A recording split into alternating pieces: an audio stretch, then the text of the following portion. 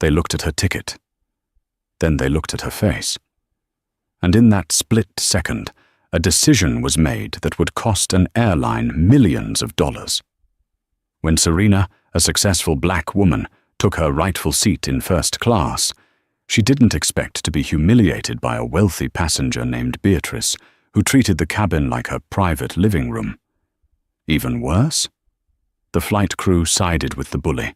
They dragged Serena off her seat, thinking she was powerless. They thought she was nobody. But they forgot one crucial rule. Never judge a book by its cover, and never mess with a woman who knows the law better than the captain knows his flight manual. What happened when the plane landed wasn't just justice. It was total destruction. You won't believe who was waiting at the gate. The air inside JFK International Airport was thick with the scent of overpriced coffee and the palpable tension of holiday travel. Outside the floor-to-ceiling windows of the first-class lounge, the grey tarmac glistened under a steady drizzle, but inside the atmosphere was hushed and exclusive. Serena Williams, no relation to the tennis star, though she possessed a similar level of grit, sat in a plush leather armchair, sipping sparkling water. She adjusted the collar of her beige trench coat. Underneath, she wore a simple tracksuit. To the untrained eye, she looked like a tired traveler, perhaps a student or a mother flying home. There were no flashy logos on her chest, no diamond-encrusted watch on her wrist. Her luxury was silent. She was exhausted. She had just spent 72 hours in intense negotiations in Geneva, closing a deal that would reshape the logistics industry in North America. As a senior partner at Sterling & Mercer, one of the most feared corporate law firms in New York, Serena didn't need to shout about her success. Her bank account did that for her, quietly accumulating zeros. Flight 492 to Los Angeles is now boarding first-class passengers, the announcer's voice chimed softly. Serena stood up, grabbing her worn leather tote bag. It was vintage, worth more than most people's cars, but it looked battered and loved. She walked toward the gate, ready to sleep for the next 6 hours. She had reserved seat 1A, the window seat in the first row. It was her sanctuary. As she handed her boarding pass to the gate agent, a young man named Kevin smiled. "Welcome aboard, Miss Williams. You're the first one on. Enjoy the champagne." "Thank you, Kevin," she said, her voice warm. She walked down the jet bridge, the cool air hitting her face. Entering the cabin, she was greeted by the soft jazz music airlines play to soothe nerves. The first-class cabin on this wide-body jet was spectacular. Private pods, lie-flat beds, and massive screens. Serena found 1A, stowed her bag, and sat down. She declined the pre-flight champagne, asking only for a warm blanket. She pulled it up to her chin, closed her eyes, and exhaled. Finally, peace. But peace, as Serena knew all too well, was often short-lived. A commotion at the front of the plane stirred her from her light doze. "I don't care what the computer says. We always sit in row 1. It's our tradition, Richard." The voice was shrill, piercing through the jazz music like a serrated knife. Serena opened one eye. Standing in the aisle was a woman who looked like she had been shrink-wrapped in Chanel. She wore a bright pink tweed jacket, excessive gold jewelry, and oversized sunglasses, even though they were indoors. This was Beatrice Caldwell. Behind her stood her husband, Richard, a man who looked like he had surrendered his will to live about 2 decades ago. Beatrice was pointing a manicured finger at Tiffany, the lead flight attendant. "Mrs. Caldwell, I understand," Tiffany said, her voice trembling slightly. "But row 1 is fully booked today. You and Mr. Caldwell are in 2A and 2B. They are identical seats." "They are not identical," Beatrice snapped. "I cannot have people reclining into my space. I need the bulkhead. I need that seat." She pointed directly at Serena. Serena stayed silent, watching. She hoped the flight attendant would handle it. Beatrice took a step closer to Serena's pod, peering over the privacy divider. She lowered her sunglasses, her blue eyes scanning Serena's messy bun and simple tracksuit with undisguised disgust. "Excuse me," Beatrice said, her tone dripping with faux politeness. "You're in my seat." Serena sat up slightly, removing her noise-cancelling headphones. "I believe this is seat 1A. My boarding pass matches." "Yes, well, there's obviously been a mistake," Beatrice huffed, turning back to Tiffany. "Why is she here? Is she an upgrade? A contest winner? Look at her. She's obviously not a paying customer. She's probably using miles." "Mrs. Caldwell, please," Tiffany tried to intervene. "No," Beatrice interrupted. "Richard and I are Global Services members. We practically bought this plane. I demand you move her. Put her in economy where she belongs, or at least row 5. I am not sitting behind her." The air in the cabin turned frigid. It wasn't just about the seat anymore. The venom in Beatrice's voice was unmistakable. It was about who Beatrice thought Serena was, and more importantly, what color Serena was. Serena's heart rate spiked, not from fear, but from a familiar, cold anger. She had dealt with people like Beatrice in courtrooms for 15 years. But she was tired. She didn't want to fight. She just wanted to go home. "Ma'am," Serena said firmly, "I paid full fare for this ticket. I am not moving." Beatrice gasped, clutching her pearls as if she'd been slapped. "Did you hear that tone? Richard, she's being aggressive. I feel threatened." Richard looked at the floor. "Beatrice, let's just sit in row 2. "Shut up, Richard," Beatrice shrieked. She turned her fury on Tiffany. "Get the captain, now. If you don't move this woman, I will have your job. Do you know who my brother is? He plays golf with the CEO of this airline." Tiffany, young and clearly overwhelmed, looked between the furious wealthy woman and the calm black woman in the tracksuit.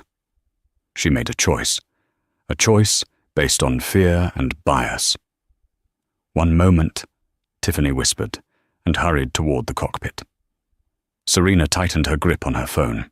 She unlocked it and opened the voice recorder app. She pressed record. The cockpit door opened, and Captain Miller emerged. He was a tall man with silver hair and an authoritative jawline, the kind of pilot who looked like he belonged on a recruitment poster. He adjusted his hat and walked into the first-class cabin, his eyes immediately landing on the scene. Beatrice was now standing in the aisle with her arms crossed, tapping her foot impatiently. Serena remained seated, her face impassive. "What seems to be the problem here?" Captain Miller asked, his voice booming. "Captain!" Beatrice exclaimed, her voice suddenly changing from shrill to victimized. "Thank goodness you're here. This person refuses to vacate the seat that my husband and I specifically requested. She's being belligerent. She yelled at me. I don't feel safe flying with someone so unstable." Captain Miller looked at Serena. He saw the tracksuit. He saw the messy hair. Then he looked at Beatrice, dripping in designer labels, holding a Platinum Global Services tag on her bag. He turned to Tiffany. "Is she disrupting the boarding process?" Tiffany, afraid of Beatrice's threats, nodded weakly. There is a bit of a conflict, Captain. Mrs. Caldwell is very upset." Captain Miller sighed. He had a schedule to keep. He didn't have time for fairness. He had time for efficiency.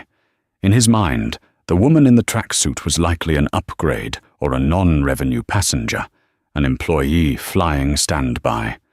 They were easy to move. He stepped toward Serena's pod. "Ma'am," he said, his tone clipped, "I'm going to have to ask you to gather your things." Serena looked him dead in the eye. "Excuse me? On what grounds?" "Disruptive behavior," Captain Miller said, "and failing to follow crew instructions. We have a flight to catch. I can't have passengers fighting over seats. I'm not fighting, Serena said, her voice steady and steel-hard. I am sitting in the seat I purchased 3 weeks ago for $4,000. This woman is harassing me. If anyone is disruptive, it is her. Don't lie, Beatrice shouted. $4,000. Please, you probably stole the credit card. A few other passengers in first class gasped. A businessman in 3C lowered his newspaper, watching intently. That is enough, Captain Miller snapped. But he was looking at Serena, not Beatrice. Ma'am, I have the authority to remove anyone from this aircraft who threatens the safety or comfort of the flight. Mrs. Caldwell is a Diamond status member.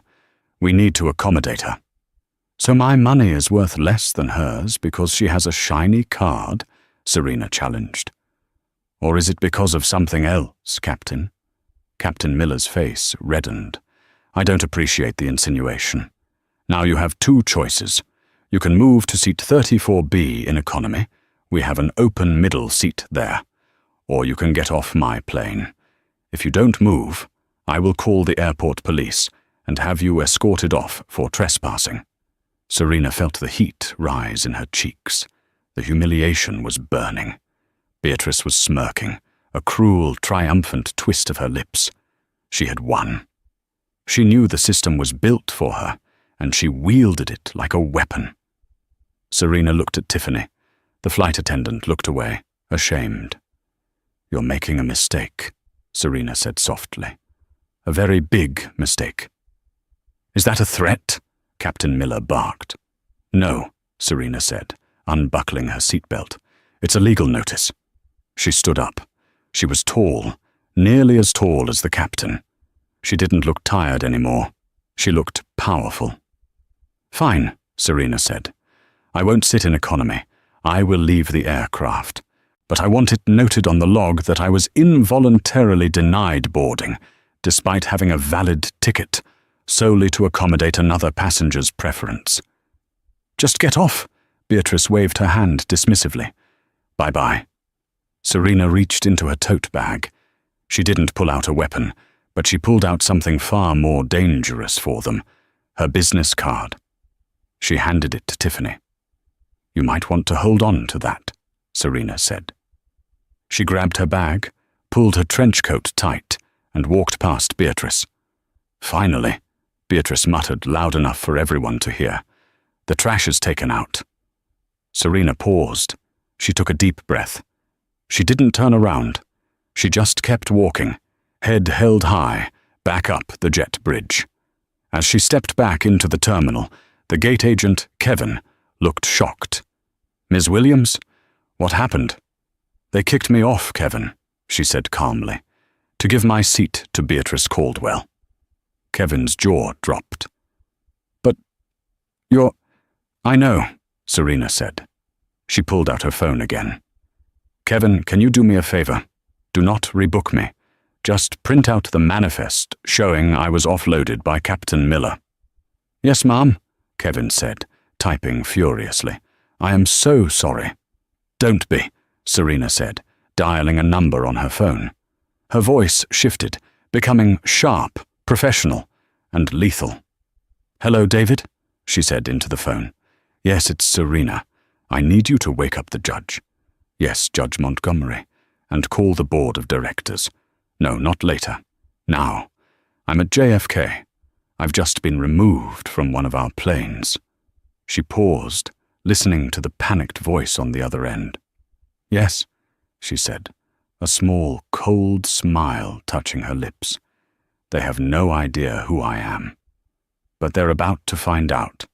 Initiate the protocol and freeze the assets of the Caldwell family businesses if we represent any of their creditors.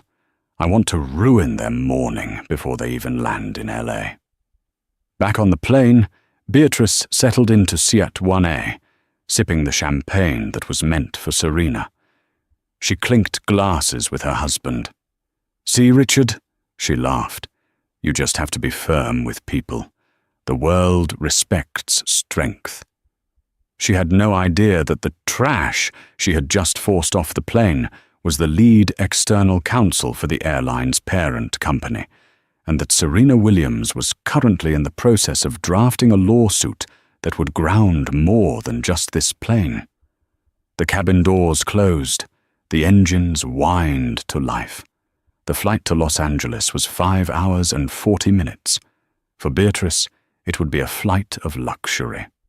For Serena, it was 5 hours and 40 minutes to prepare the trap.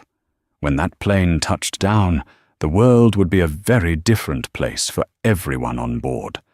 While Flight 492 was climbing to 30,000 feet, cruising smoothly over the cloud layer, a storm of a very different kind was brewing on the ground. Serena didn't leave the airport. She didn't go home to cry. She went straight to the Centurion Lounge, flashing a black card that was so exclusive it was made of anodized titanium. She requested a private conference room, plugged in her laptop, and made one phone call. "This is Marcus Thorne," a deep voice answered on the second ring.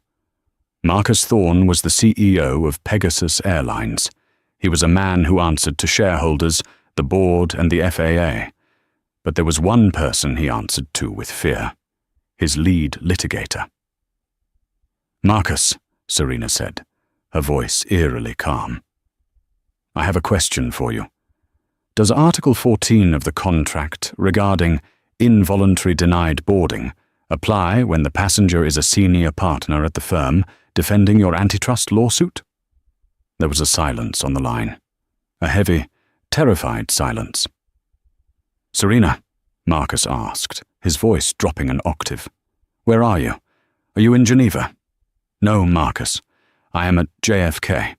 I was supposed to be on Flight 492 to Los Angeles to meet you for the merger dinner, but I was just escorted off the plane by Captain Miller.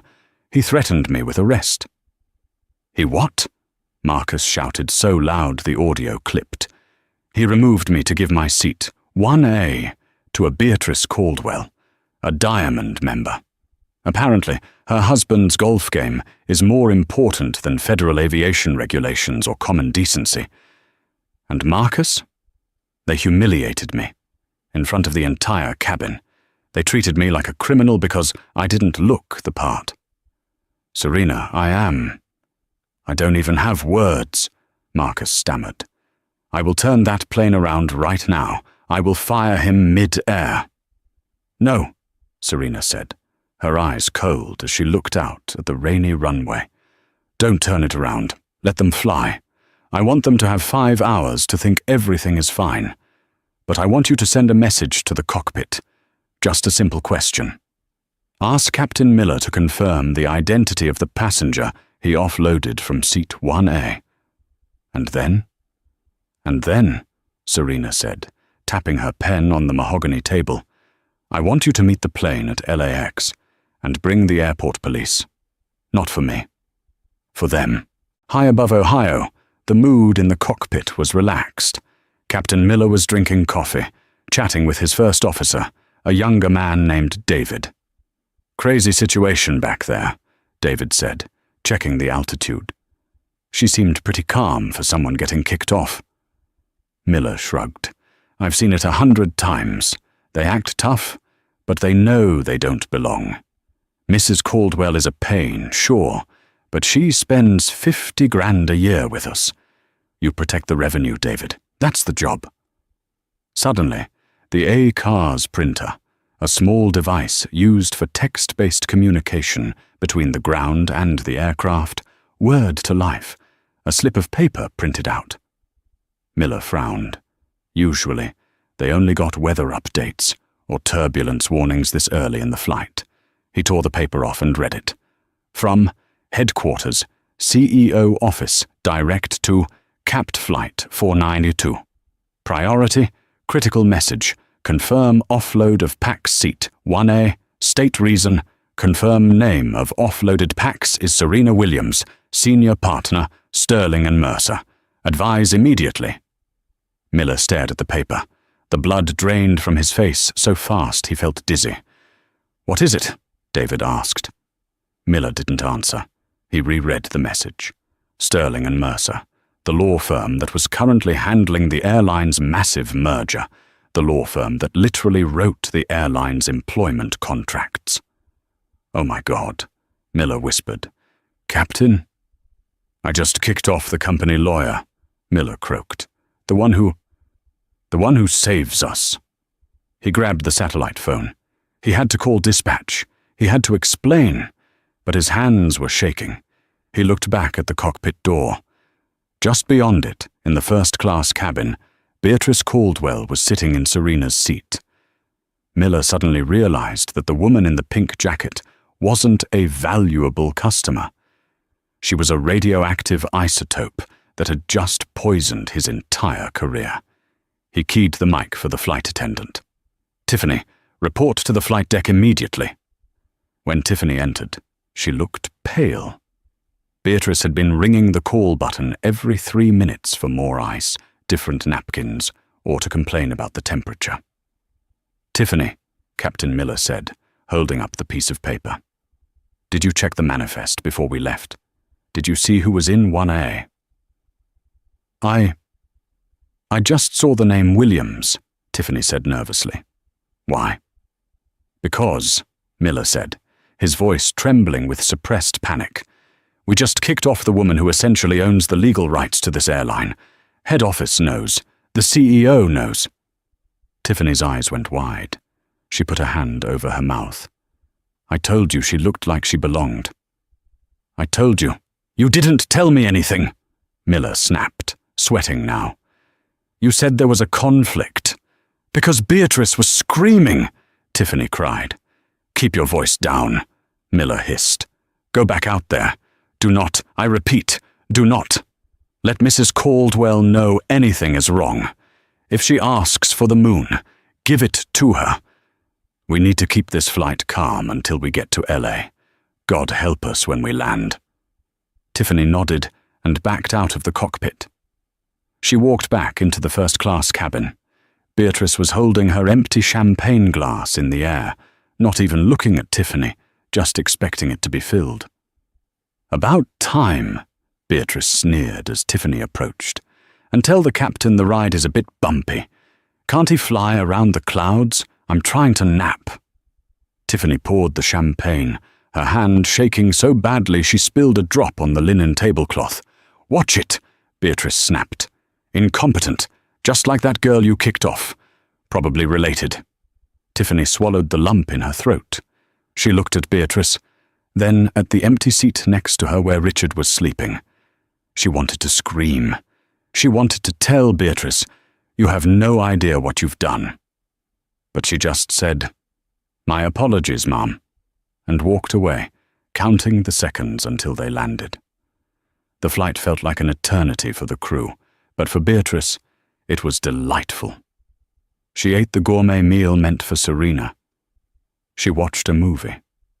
She slept. As the plane began its descent into Los Angeles International Airport, the sun was setting, casting a golden glow over the city. "Ladies and gentlemen," Captain Miller's voice came over the intercom. He sounded strained, different from his confident boom earlier. "We are beginning our final approach. Flight attendants, prepare for landing." The wheels touched the tarmac with a screech. The plane taxied toward the gate. Beatrice gathered her bags. "Finally," she said to Richard. "I need a cigarette and a massage, in that order." Usually when a plane arrives, everyone stands up immediately.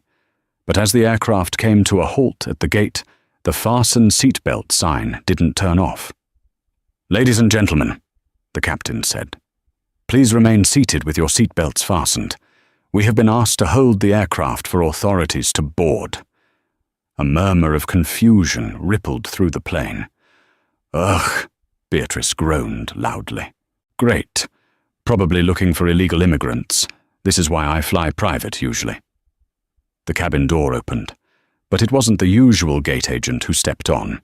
2 uniformed LAPD officers boarded, followed by 2 men in dark suits wearing earpieces, and finally a tall man with salt and pepper hair wearing a suit that cost more than the entire first-class cabin combined. It was Marcus Thorne, the CEO of the airline. Beatrice perked up. She recognized him from business magazines. She elbowed Richard. "Look, that's Marcus Thorne. He must be here to greet us personally. I told you, Richard, being a Diamond member means something." She quickly checked her makeup in her compact mirror and flashed a wide smile. As Marcus and the officers walked down the aisle, Beatrice unbuckled her seatbelt and stood up, ignoring the fasten seatbelt sign. "Mr. Thorne," she beamed, extending a hand. "Beatrice Caldwell. So lovely of you to meet us. We had a little issue with the seating earlier, but your captain handled it beautifully." Marcus Thorne stopped. He looked at Beatrice's hand, then up at her face. He didn't shake it. His expression was one of pure, unadulterated loathing. "Sit down, Mrs. Caldwell," Marcus said. His voice was quiet, but it carried through the silent cabin. Beatrice's smile faltered. "Excuse me," I said. "Sit down." Beatrice flopped back into her seat, confused. "I don't understand. I'm a Diamond member." Marcus ignored her. He turned to the captain, who was standing in the cockpit doorway, looking like a man facing a firing squad. "Captain Miller," Marcus said. "Pack your bag." "Sir," Miller whispered, "you are relieved of duty. Permanently. You are to disembark this aircraft immediately and surrender your badge to these officers. You are suspended pending an investigation into violation of Federal Aviation Regulation 14, CFR, regarding discrimination and failure to follow the contract of carriage." The entire cabin gasped. Beatrice looked between the CEO and the captain. "Wait a minute," Beatrice said shrilly. "You can't fire him. He helped me. He got that woman off my seat." Marcus turned slowly to face Beatrice. He stepped into her personal space, looming over her. "That woman," Marcus said, enunciating every syllable, "is Serena Williams. She is the lead counsel for this airline. She is the reason we are not currently bankrupt, and she is a personal friend of mine." Beatrice's face went the color of curdled milk. She was a lawyer." "She is the lawyer," Marcus corrected. "And because of your little tantrum, and your husband's inability to control you, and my captain's spinelessness, this airline is now facing a lawsuit that will make your Diamond status look like a joke." Marcus gestured to the police officers. "Officers, please escort Mr. and Mrs. Caldwell off the aircraft." "Escort me?" Beatrice screeched, clutching her Chanel bag. "I haven't done anything wrong. I paid for a ticket." "Actually," one of the men in dark suits spoke up. He was the head of security. "We have revoked your return tickets and your membership. You are banned from flying Pegasus Airlines for life. We are also pressing charges for interference with a flight crew. As per the witness statements we've already collected from the other passengers via email while you were in the air." "You can't do this!" Beatrice screamed as an officer grabbed her arm. "Richard, do something!" Richard stood up, but he didn't look at the police. He looked at Beatrice. "I told you," Richard said quietly. "I told you to just sit in row 2. "Richard!" "I'm going to get a cab, Beatrice," Richard said, stepping into the aisle. "I think I'll stay at a hotel tonight. By myself." "Richard!" As the police dragged a kicking and screaming Beatrice down the aisle, the passengers in economy, who had been watching through the curtains, broke into applause. Marcus Thorne stood in the center of the first-class cabin. He looked at the empty seat. Seat 1A. He took a deep breath. "My apologies to the rest of you," he said to the stunned passengers. "Drinks are on the house. Please, deplane at your leisure." He turned and walked out. He had to make a phone call.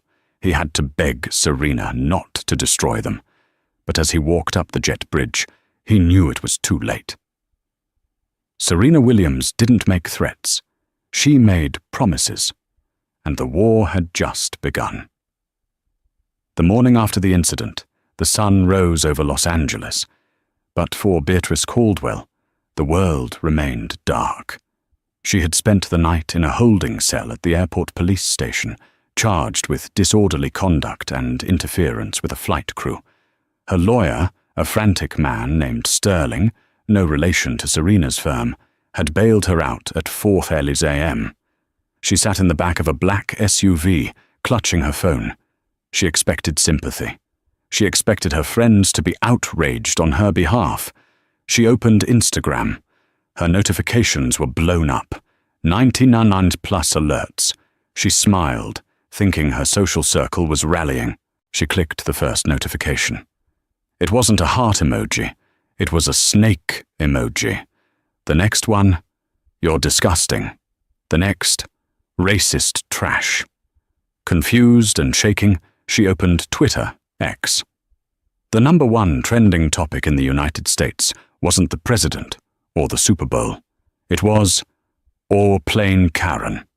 And right below it, "Boycott Caldwell Industries." Beatrice clicked the hashtag. Her blood ran cold. There was a video. A passenger in seat 2C, the businessman who had watched the whole thing, had recorded the entire interaction on his phone. The video was clear. It showed Beatrice screaming. It showed her pointing at Serena. It showed her saying, "Put her in economy where she belongs." But worse than the video was the audio recording that had been released separately by a verified source. It was crystal clear audio from Serena's phone. In the audio, millions of people heard Beatrice say, "So my money is worth less than hers because she has a shiny card? Or is it because of something else?" Followed by her mocking laughter when Serena was escorted off. The internet had done its work. Within 4 hours, they knew who Beatrice was. They knew her husband's company. They knew her country club. They knew everything. "Driver!" Beatrice screamed. "Take me to the hotel. Why are you driving so slow?" The driver looked in the rear-view mirror. "Ma'am, I've been instructed by Mr. Caldwell to take you to the secondary residence in Santa Monica. He is currently at the main hotel with his legal team." "His legal team?" Beatrice stammered. "You mean our legal team?" "No, ma'am," the driver said coldly. Meanwhile, in a corner office in Manhattan overlooking Central Park, Serena Williams sat at a glass desk. She looked refreshed. She was wearing a sharp navy suit, her hair pulled back in a sleek bun. Marcus Thorne, the CEO of Pegasus Airlines, sat across from her. He looked like he hadn't slept in a week. "Serena," Marcus said, his voice hoarse. "Please, we fired the captain. We banned Beatrice. We issued a public apology. The stock dropped 12% this morning. 12%. That's $4 billion in market cap, gone overnight." Serena took a sip of her espresso. "Accountability is expensive, Marcus." "We are offering you a settlement." Marcus slid a check across the table. It was blank. "Write the number. Any number. Just stop the lawsuit. And please, issue a statement saying we made it right." Serena looked at the check. She didn't pick it up. "I don't want your money, Marcus," she said calmly. "Then what do you want?" "I want you to create a scholarship fund," Serena said, "for underrepresented pilots and aviation lawyers. $10 million a year for the next 10 years. Named the Serena Williams Equity in Aviation Fund. And I want public, mandatory bias training for every single employee in your company, conducted by a firm of my choosing." Marcus slumped in his chair. It was a massive cost, but compared to the PR nightmare of fighting a black woman, who happened to be their own star lawyer, in open court, it was a bargain. "Done," Marcus whispered. "Good," Serena smiled. "Now, about Beatrice." "She's not our problem anymore," Marcus said. "Oh, she's not your problem," Serena agreed, her eyes darkening. She's mine, and I'm not settling with her. 3 days later, Beatrice was hiding in her Santa Monica beach house. The paparazzi were camped outside the gate. She couldn't leave. Every time she turned on the TV, news anchors were discussing the incident. She heard the front door open. "Richard," she called out, running into the hallway. "Richard, thank God! You have to fix this. Call the papers. Tell them the video was edited. Tell them she provoked me." Richard walked into the living room. He wasn't wearing his usual submissive expression. He was wearing a suit. And he wasn't alone. He was with a woman Beatrice recognized, a divorce attorney named Laura Wasserman, known in LA as the Shark. "Richard?" Beatrice slowed down. "What is this?" "I'm leaving you, Beatrice," Richard said. His voice was steady for the first time in 20 years. You can't," Beatrice laughed nervously. "Don't be dramatic. We have a prenup. You need me. My family's connections built your business." "Actually," Richard said, pulling a document from his jacket, "your family's connections are currently poison. Since the video went viral, 3 major investors have pulled out of Caldwell Industries. My board of directors gave me an ultimatum this morning. Remove the toxic element, or step down as CEO. He looked at her with a mixture of pity and relief. "I chose the company," Richard said. "You coward!" Beatrice screamed, lunging at him. The divorce attorney stepped in between them. "Mrs. Caldwell, I wouldn't do that. We have cameras recording. And given your recent violent outburst on Flight 492, a judge would grant a restraining order in a heartbeat." Beatrice froze. "And regarding the prenup," the attorney continued, adjusting her glasses, "there is a morality clause. Any public behavior that brings significant reputational damage to the spouse or family business voids the alimony agreement. You are walking away with nothing, Beatrice, except your jewelry." "This is a nightmare," Beatrice whispered, falling to her knees. "This isn't real." "It gets worse," Richard said softly.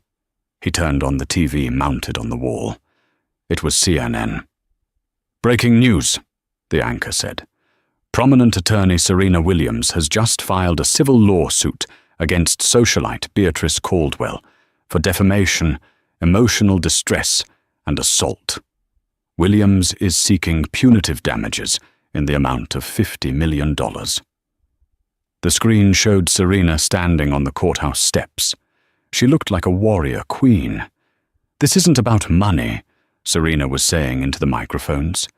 "This is about sending a message to every person who thinks they can treat service workers or fellow human beings like dirt just because they have a first-class ticket. Status does not buy you the right to be cruel. And today, the bill for that cruelty has come due." Beatrice stared at the screen. $50 million. She didn't have $50 million. Not without Richard. Not without her family, who were currently issuing press releases distancing themselves from her. "I'm going to lose everything," she whispered. Richard walked to the door. He stopped and looked back one last time. "You know, Beatrice," he said, "in the car, on the way to the airport that day, you told me that nice people finish last. Remember?" Beatrice looked up, tears streaming down her face, ruining her makeup. "Well," Richard said, opening the door, "it looks like you were wrong. The nice people just finished you." He walked out, closing the door on his marriage and on the woman who had made his life a misery for 2 decades. Beatrice was alone in the silent house. The only sound was the distant roar of a plane taking off from LAX, carrying people to new destinations. But Beatrice Caldwell wasn't going anywhere. She was grounded, permanently. 6 months had passed since the incident on Flight 492, but for Beatrice Caldwell, time had not healed any wounds. It had only infected them. The Los Angeles Superior Court was packed. It was a humid Tuesday, and the air conditioning in the historic building struggled to keep up with the body heat of the spectators. This wasn't just a trial about an airline seat anymore. It had become a national referendum on entitlement, class warfare, and dignity. Beatrice sat at the defense table. She looked like a shadow of her former self.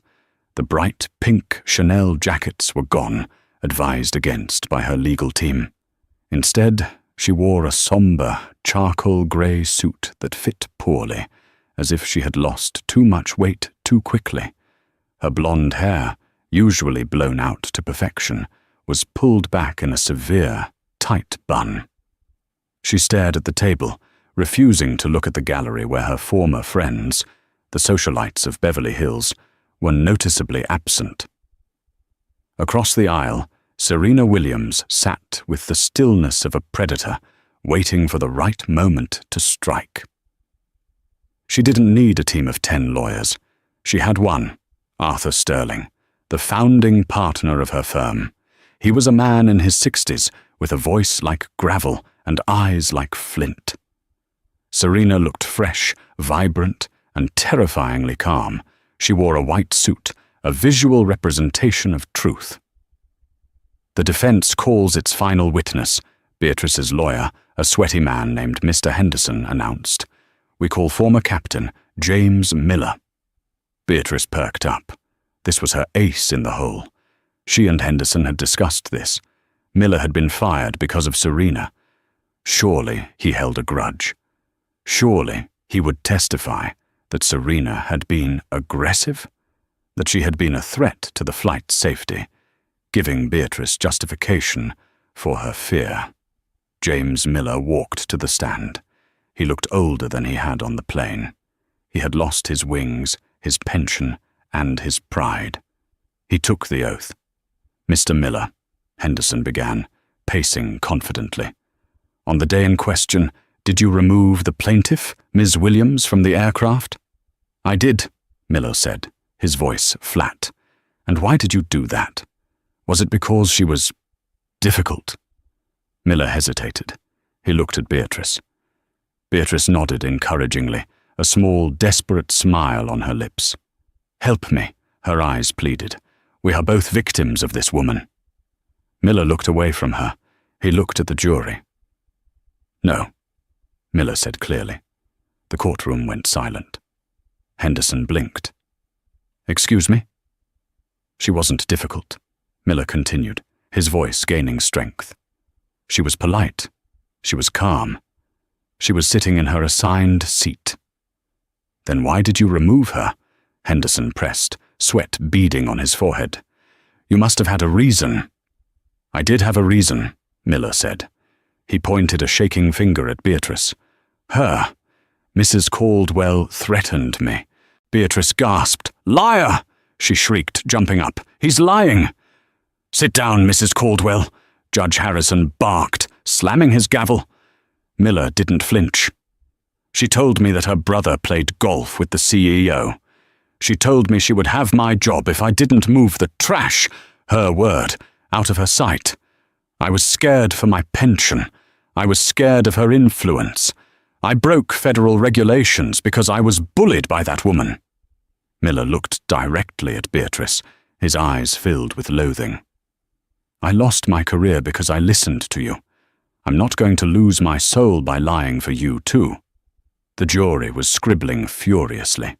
Beatrice sank back into her chair, her face the color of ash. Her own witness had just hammered the final nail into her coffin. Arthur Sterling stood up for the closing argument. He didn't use a microphone. He didn't need one.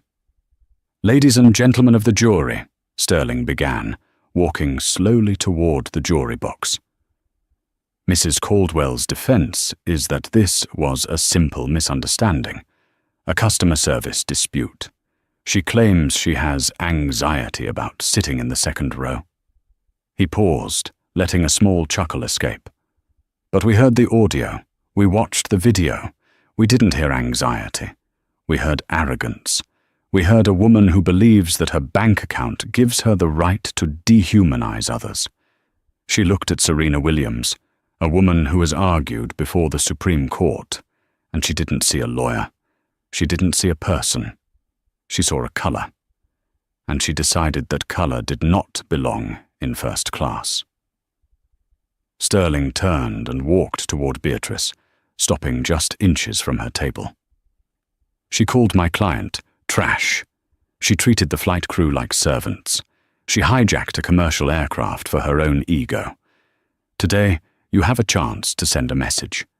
Not just to Beatrice Caldwell, but to every person who thinks money buys immunity from decency. He turned back to the jury, his voice dropping to a whisper that carried to the back of the room. Zarina Williams was forced to walk off that plane in humiliation. Today, I ask you to make sure that Beatrice Caldwell leaves this courtroom with the bill. The deliberation took only 3 hours. When the jury returned, the tension in the room was so thick it felt like physical pressure. Beatrice gripped the edge of the table until her knuckles turned white. She had done the math. Her divorce settlement from Richard was finalized last week. She had walked away with $5 million, a fraction of what she used to have, but enough to live comfortably if she moved to Arizona and lived quietly. Please, she prayed, let it be small. 100,000. I can pay 100,000. Have you reached a verdict? Judge Harrison asked. We have, Your Honor, the forewoman said. She was a young Hispanic teacher, the kind of person Beatrice would have never spoken to in her previous life.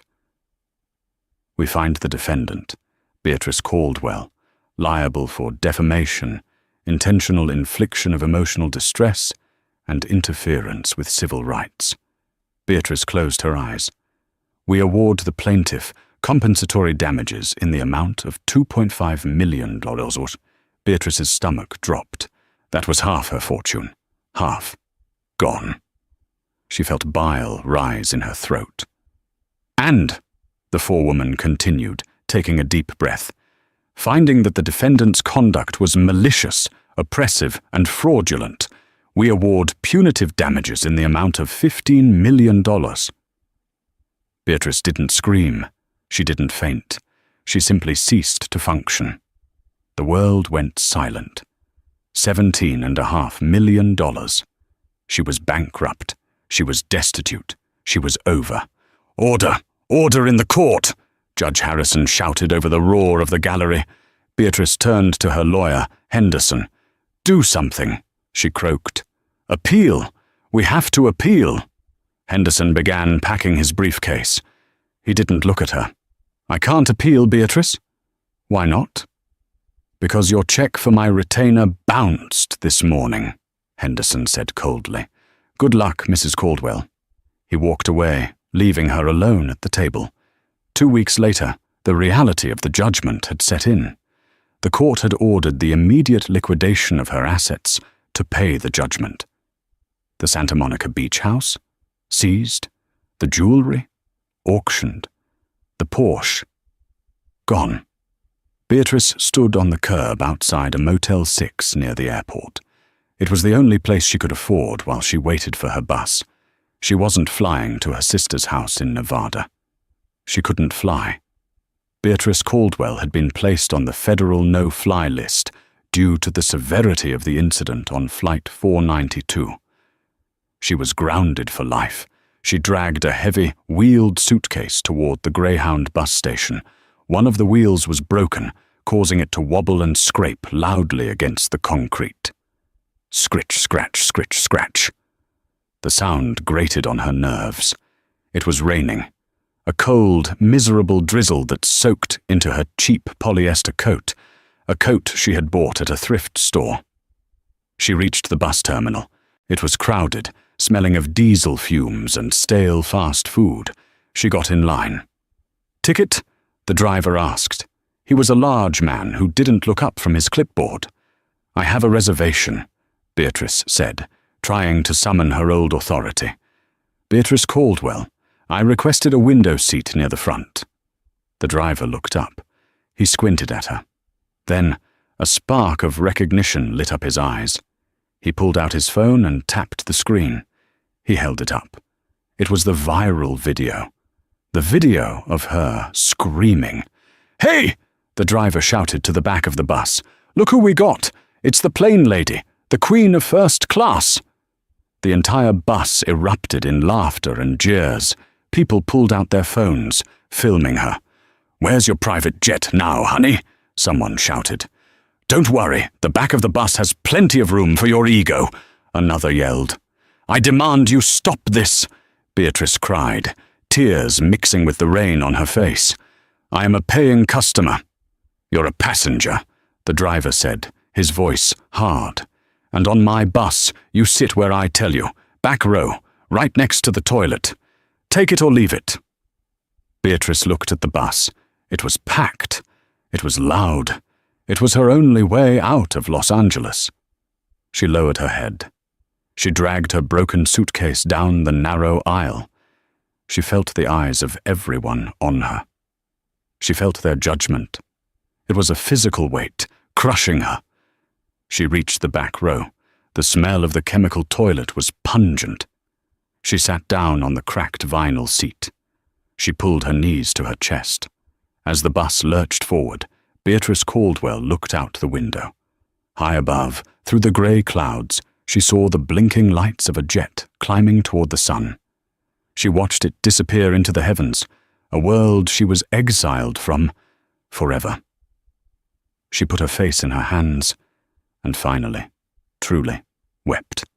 1 year later, Serena Williams walked through the sliding glass doors of JFK Terminal 4. The chaotic energy of the airport usually drained her, but today she felt electric. She wasn't traveling for work. She was traveling for the 1-year anniversary of the Serena Williams Equity in Aviation Fund. She approached Gate B32. A podium was set up, and a small crowd had gathered.